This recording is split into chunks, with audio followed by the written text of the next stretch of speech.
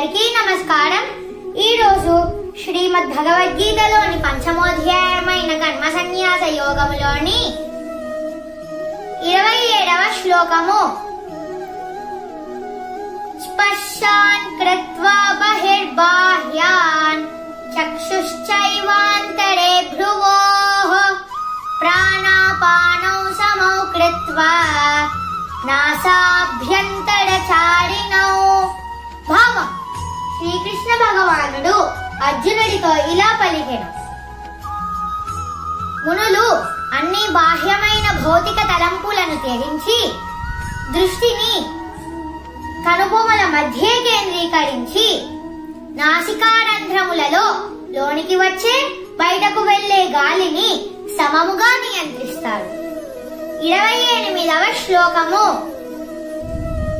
యతేంద్రియ మనో బుద్ధిః మునిర్మోక్షపరాయణః విగతేచ్ఛా భయక్రోధో yes సదా ముక్త ఏవ సః. భావం: శ్రీకృష్ణ భగవానుడు ఇంకా అర్జునుడితో ఇలా పలికెను.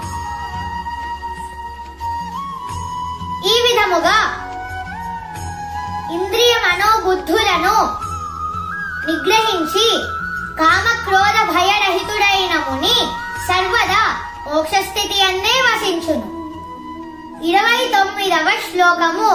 భోక్తారం యజ్ఞ తపసాం సర్వలోక మహేశ్వరం సుహృదం సర్వభూతానాం జ్ఞాత్వా మాం శాంతిమృచ్చతి.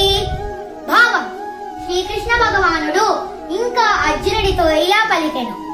సమస్త యజ్ఞములకు తపస్సులకు భోక్తని నేనే అని, సమస్త లోకములకు అధిపతిని అని, మరియు సమస్త ప్రాణుల నిస్వార్థ మిత్రుడని అని తెలుసుకొనిన పిదప నా భక్తుడు శాంతిని పొందుతాడు.